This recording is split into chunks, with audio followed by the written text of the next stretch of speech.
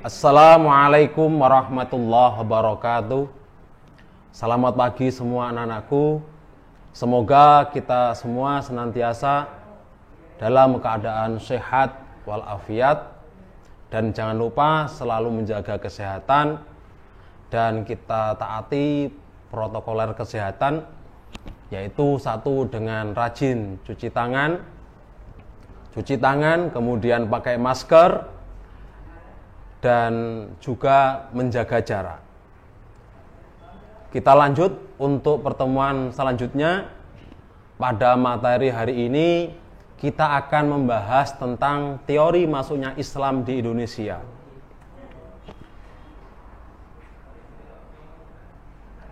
Teori masuknya Islam ke Indonesia itu ada 4 macam teori. Yang pertama adalah teori Gujarat, yang diteliti oleh atau penelitinya adalah Snugorgron. Kemudian kedua teori Makkah, penelitinya adalah Hamka, Van Loor, Tewa Arnold. Dan yang ketiga adalah teori Persia, yang penelitinya adalah Umar Amir Hussein dan P.A. Hussein Jaya Diningrat. Dan yang keempat adalah teori Tiongkok berdasarkan sumber luar negeri atau kronik dan sumber lokal atau babad dan hikayat. Sekarang kita bahas teori Gujarat. Teori Gujarat menurut Snugorgron, beliau mengungkapkan Islam masuk ke Indonesia pada abad ke-13 melalui jalur perdagangan. Dan dasar teori Gujarat didasarkan satu, kurangnya fakta yang menjelaskan peranan bangsa Arab dalam penyebaran Islam di Indonesia. Di sini Snugorgron seperti menafikan bahwasanya bukan orang Arab yang menyebarkan Islam di Indonesia, akan tapi adalah orang India. Hal tersebut diperkuat dengan temuan kedua yang menyatakan hubungan dagang Indonesia-India telah lama terjalin melalui jalur Indonesia, Cambay India, Timur Tengah, dan juga Eropa. Maka dengan temuan ini, Snugorgron mempertegas Islam masuk ke Indonesia adalah melalui jalur perdagangan dan penyebarnya adalah orang India. Dan diperkuat temuan ketiga, yaitu adalah batu nisan Sultan Samudra Pasai atau Malik As-Saleh tahun 1297 Masehi yang bercorak Gujarat. Maka menurut Snugorgron ada keidentikan budaya antara Indonesia dengan India melihat batu nisan yang ada di Sultan Samudra Pasai, yaitu Malik As-Saleh. Kemudian teori Mekah. Teori Mekah menyatakan Islam masuk ke Indonesia itu pada abad ke-7. Dan teori ini menyanggah terhadap teori Gujarat. Karena apa? Pada teori Mekah ini didasarkan temuan satu, pada abad ke-7 atau 674 Masehi terdapat perkampungan Arab di pantai barat Sumatera. Dan hal ini sesuai berita Tiongkok. Artinya, teori ini membantah terhadap teori Gujarat yang menyatakan Islam Indonesia berasal dari India, akan tapi dari orang Arab. Buktinya sudah banyak orang Arab yang mukim di Indonesia, otomatis mereka menyebarkan Islam di Indonesia.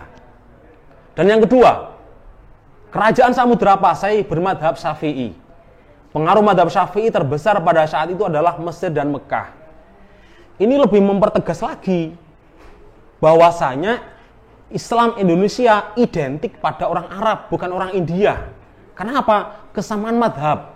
Sampai saat ini pun bangsa Indonesia yang muslim mayoritas adalah madhabnya Syafi'i. Sedangkan orang India madhabnya adalah madhab Hanafi. Jadi dua temuan ini sangat kuat untuk membantah teori Gujarat.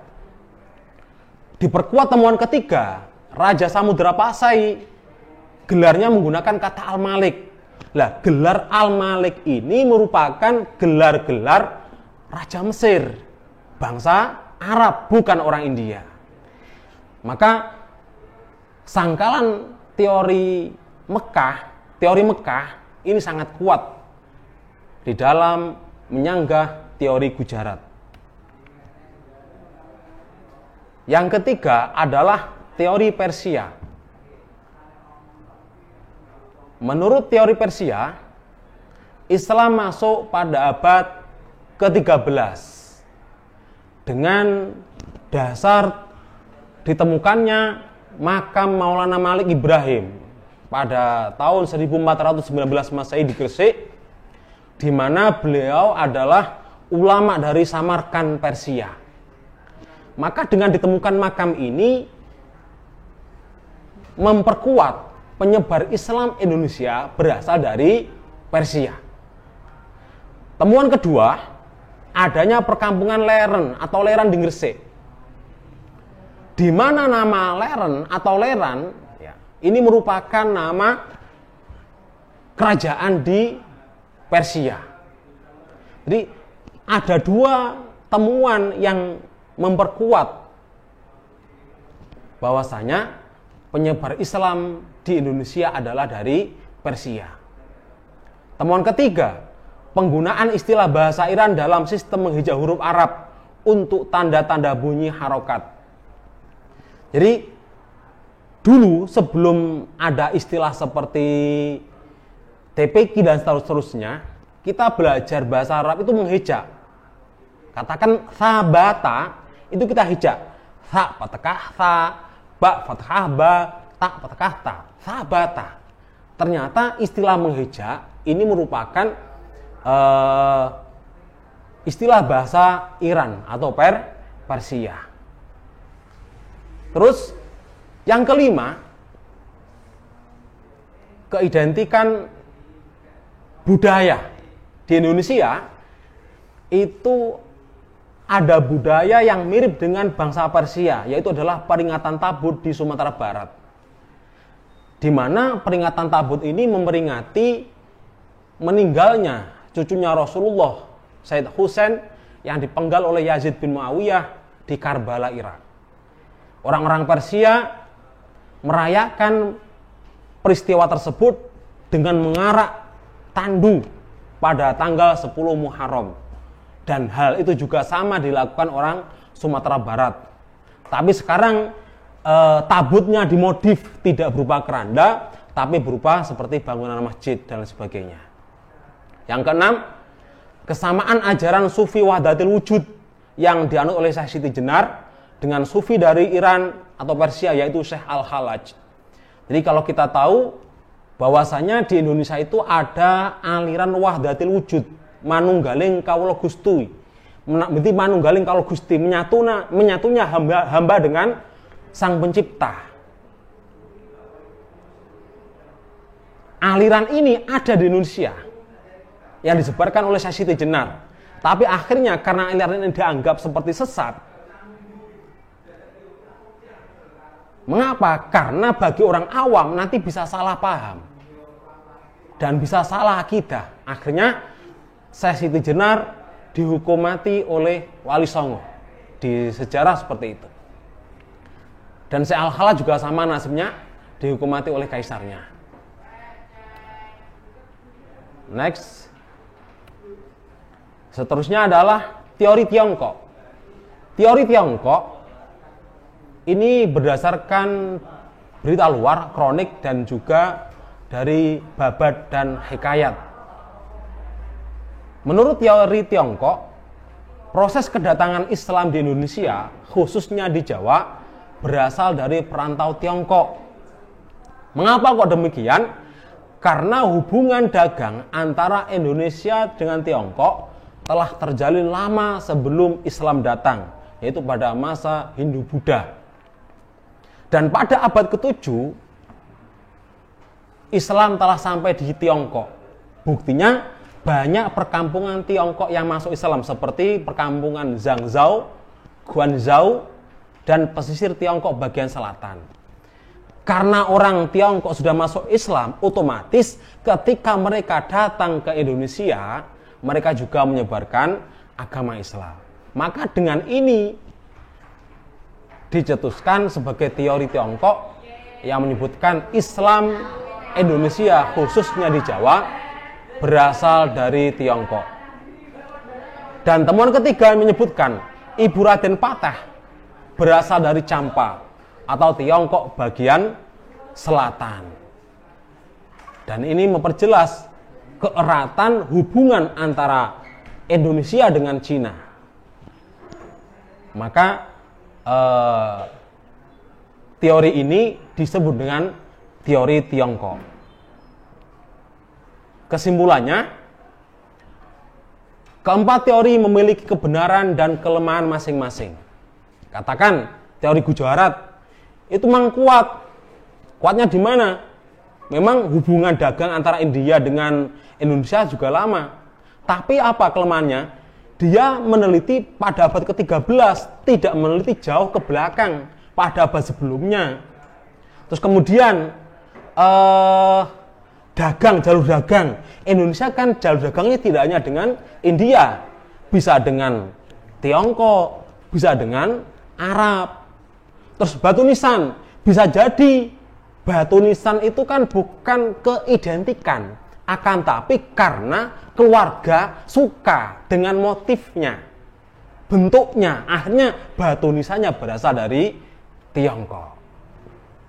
Terus teori Gujarat sudah, teori Persia, Iran. Ya memang betul Sunan Gresik berasal dari Samarkand. Tapi kan tidak semua ulama penyiar Islam Wali Songo berasal dari Samarkand. Ada yang dari Arab. Terus mengenai ajaran Wahdatul Wujud, kan tidak hanya Wahdatul Wujud yang ada di Indonesia.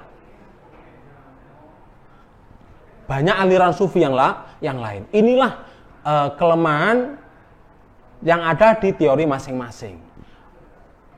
Dan yang paling kuat adalah teori Arab. Mengapa? Karena teori Arab ini melihat sisi madhab, kemudian perdagangan, dan juga keidentikan kerajaan Islam pertama, yaitu Samudra Pasai, yang rajanya menggunakan gelar Al-Malik yang dimiliki oleh orang-orang Arab. Maka teori Mekah ini adalah teori yang paling benar di antara keempat teori. Dan hal ini ditegaskan dalam seminar sejarah Islam di Medan tahun 1963 dan dikukuhkan lagi dalam seminar sejarah Islam di Banda Aceh tahun 1978, yaitu Islam masuk ke Nusantara sejak abad ke-1 oleh bangsa Arab. Terakhir, catatan untuk pertemuan yang akan datang, silahkan kalian membuat portofolio mengenai teori masuknya Islam di Indonesia. Kemudian kalian presentasikan dalam video yang dikirim melalui grup WhatsApp atau Telegram saya. Terima kasih, tetap semangat dalam belajar demi masa depan yang gemilang. Semoga dijabahi oleh Allah. Amin ya mujibas sailin. Saya akhiri, ihdinas syiratal mustaqim. Assalamualaikum warahmatullahi wabarakatuh.